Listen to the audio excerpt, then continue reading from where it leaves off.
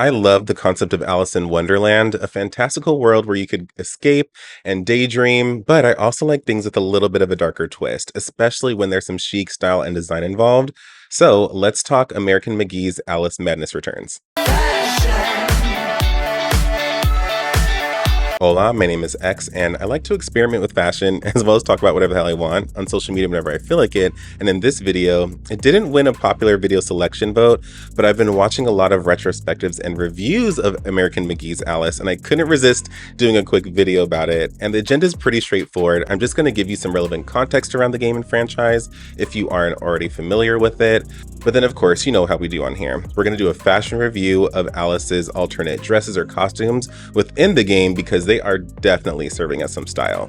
So let's take it from the top and give you the 5 most relevant contextual tidbits of information you need to know about the game and franchise. Generally speaking, across both of the games in the franchise, American McGee's Alice is known for its dark psychological narrative. When we're discussing trauma or events that we just can't understand and essentially mentally break us, there's a lot of repressed memories involved, and people often retreat internally to navigate all of that and find a journey to the truth and to relief or resolution from their circumstance. I love stories that explore things from a multi-dimensional, multi-realm perspective, like Inception or even Sucker Punch, even though the story and execution was a little off there. It's really interesting watching a character just go through these different realms, really of their own creation even, just to come to terms with reality and make sense of things that might be painful or just overwhelming. I feel like the original Alice game kind of did better because it was generally speaking about trauma, and this is a piece that I think a lot of the retrospectives discussed. But Madness Returns gets a little off by exploring abuse and that kind of stuff, which I'm not going to get too deep into that. I think that the original story, just really focusing on an objective journey that anybody could go through psychologically, was so great with horror and fantasy elements that were just so well balanced. Speaking of elements, American McGee's Alice has such a unique art style and just overall visual design. The world feels so immersive and fantastical and does an excellent job reflecting that of Alice in Wonderland, but there's definitely some crazy, surreal, horrific, and even steampunk elements thrown in and involved that just takes the story and setting into a whole new direction that makes it feel so novel and invigorating, especially with elements that just look so well designed, well imagined, and honestly, for that matter, well executed, because you could just tell there was so much passion and energy and heart poured into the projects. Ken Wong is the art director for the Alice franchise, and you can definitely see more of the concept work and inspiration behind things within the book, The Art of Alice Madness Returns. And so if you have such a visually stunning world, you know that you need the game mechanics and overall just gameplay to ladder up to that immersive experience and make it fulfilling for the player. While this is a game that I wouldn't necessarily play, similar to the games like maybe Bayonetta and Devil May Cry, I'm not the biggest fan of like platform action adventure games. I'm more of just like a generic RPG or even like a multi-online player battle arena game. But I loved watching, and I even continue to watch people play the game and explore the game and discuss the game and the different weapons, the bosses, the environments, and the overall mechanics. It's just so fun to watch and hear what people think about it, as well as to see how that evolved from the first game into Madness Returns. It kind of almost reminds me of Kingdom Hearts in a sense, where there's just these really cool, fantastical different environments with unique and really well-tailored enemies and just like battle systems in general. So I really love that part of it. And so with a game that has so much passion and heart poured into it, you know that it has developed a cult following. People swear by this game. You should just watch the retrospectives and reviews.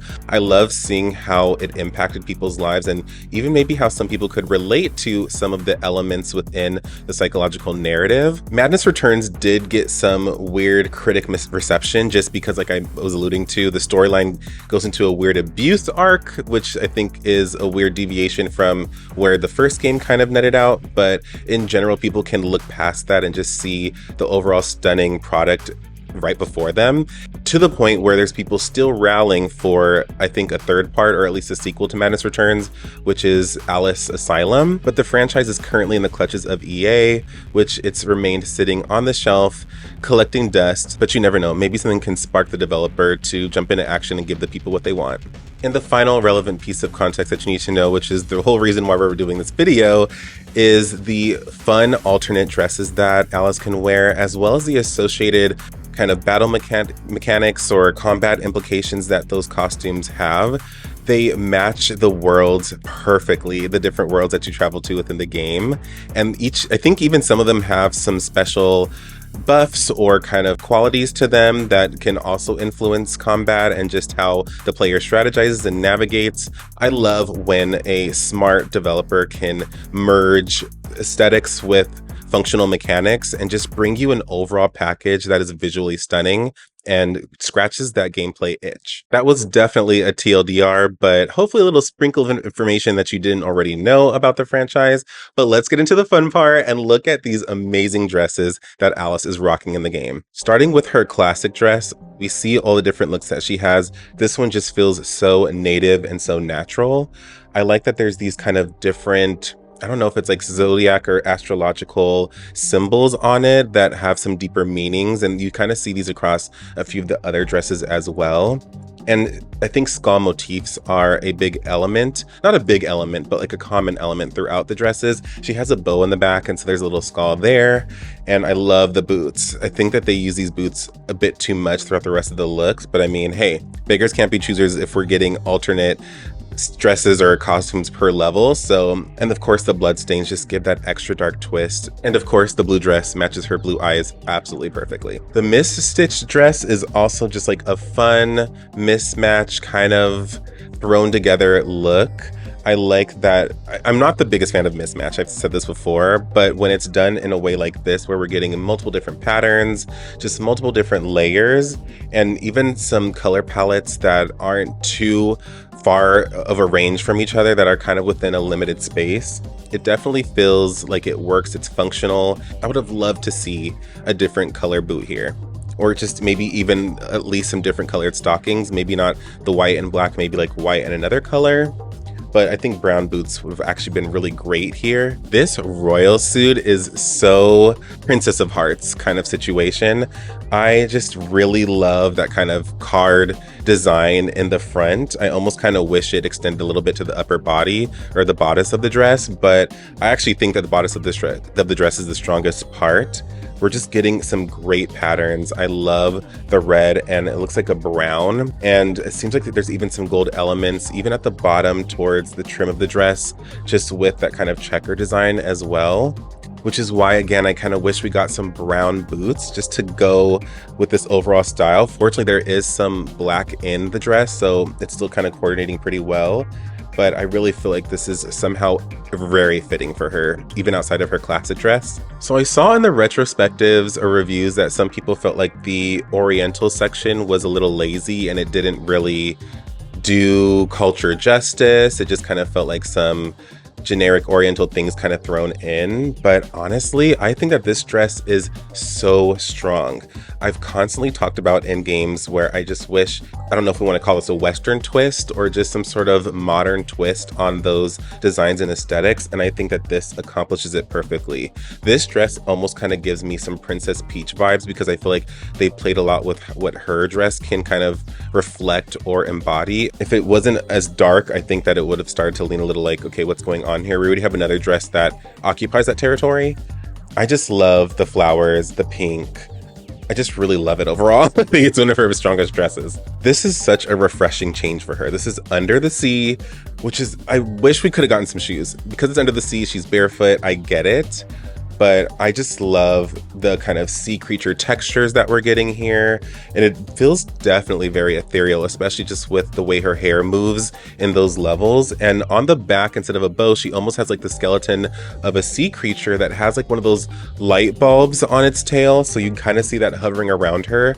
Such a fun decorative element that just makes this feel even more fantastical. I love that they could play with her aesthetic and style range and give her something a little softer and prettier like this. Speaking of steampunk, this is absolutely a serve. You get a corset, which I think in this case goes so well with the boots. We don't even need a different color boot in this case. It's definitely following along that kind of grungier, darker aesthetic. Overall, I just really like some of the little hardware studs that we get along the lining of the bottom of the dress, it looks like. And overall, it just feels like there's just more buckles, which I think is a key part of a steampunk style anyway. And I think even her upper, like the collar, is like a nice ruffled white, which is very much needed to kind of break up some of that darker color. And we even get some of that same ruffled, maybe a petticoat at the bottom of the dress. Steampunk style alone can be pretty sophisticated and elevated, and this is embodying it absolutely perfectly. But I've been gushing a little bit too much. So we have this caterpillar dress where I'm like, I want to appreciate it. I just think it's ugly. The antennas and the hat are kind of cute. The wings are definitely cute. And I like some of the kind of fluffier material to give some nice texture around the top of the bodice of the dress, around her neck, and around the gloves. But I think the overall weird shape and texture of the caterpillar dress, it does a great job embodying that. But I guess maybe I would have liked to see it a bit wider towards the bottom. Like all the dresses so far have had, I think, some nice kind of bell shape, or at least get wider towards the bottom. This one kind of does, but it feels just a little tight. Checkmate indeed. We're getting some different boots, thank you, and we're getting some different stockings. But the stockings, I think, work well here as striped once again, not only because it's a nice contrast to some of the checker that we get, but I mean, she's been having these striped black and white socks up until this point, so I like that it's kind of staying along those themes, keeping her within her uniform, but giving us some variation. The chest pieces on the shoulders is so smart and cool, especially just like with the rook kind of castle top, as far as like covering her chest at the top of the bodice. I just love this. So I wish we could have maybe gone a little bit of black. I'm not gonna lie, just to kind of accent or kind of line certain elements just to give it a little more boldness. But otherwise, I just think that this is a strong look for her. So I can't say that I really like the Cheshire Cat in these Alice games in general, to be honest. I think that they did a much weirder, darker twist. Like, he already kind of looked a little mischievous anyway. I don't know that we need to go like necessarily a skeleton cat. I think I would appreciate the dress more if she wasn't like entirely like this. It's giving a little bit furry. It's heading into furry territory, which, no shade, but it's just like not my realm. But I see like the striped elements. I see kind of a little bit of the rib cage around the bodice and how it almost kind of looks like armor or kind of metal material. And the shoulder pads are kind of cool too. Like, there's some cool elements. I like the tattered effect with a little bit of the orange. Flesh Maiden immediately gave me Lady Gaga meat dress vibes. Although I almost wonder if maybe this wasn't more of like the chic, darker twist that maybe Lady Gaga would kind of shoot for or aim for. I think it's so weird, gross. I could just like feel the fleshy texture. But at the same time, I just really feel like it kind of fits her so well that I just can't hate it. I kind of do wish, once again, that we got a more pronounced shoe. Like, imagine a shoe like maybe with also mouths at the top of the boot that kind of also had some teeth and just kind of reflected what we get towards the bottom of the dress. That would have been pretty cool. But I like a little bit of the asymmetry, I think, from what we're getting here, just like with a little one shoulder on shoulder kind of situation. The hattress is also a nice steampunk twist, and she literally has a mechanical arm. And I like that the bow in the back is a little more of like a gear.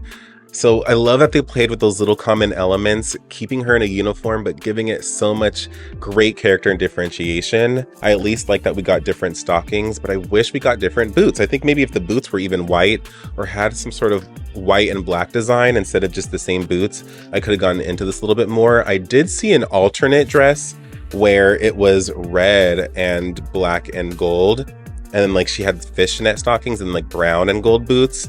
Whoa. But I do like some of the kind of striped, almost like hard framing elements that we get on the dress, just to give it a little more structure and solidarity.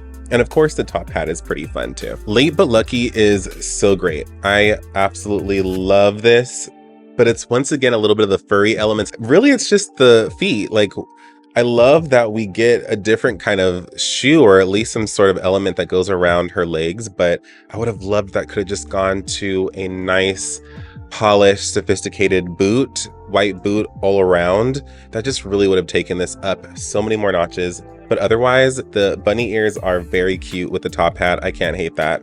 And I really do like the richer burgundy kind of tone against the white. And of course we get some gold elements in there, which just accentuates, I think, the elevated arena in which this look is kind of playing in. It just feels a little more easy breezy and just kind of effortlessly chic. But I also did want to talk about the Hysteria mode, even though it's not like a prominent dress or something that you can wear throughout the entire game. I feel like it just captures that gothic, fantastical, eerie, horrific Victorian style really well. There were concepts of it that I think looked a little cuter, like with the white hair, and also maybe playing with white boots instead.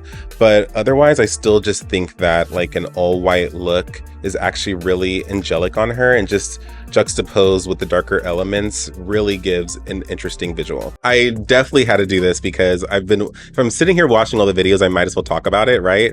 So what did you think about this interesting venture into a darker, twisted Alice in Wonderland kind of experience? But now that we've got this covered, we're going to move on to some of the more mainline items. So I appreciate you watching this and making it this far. But until the next video, I'll talk to you later.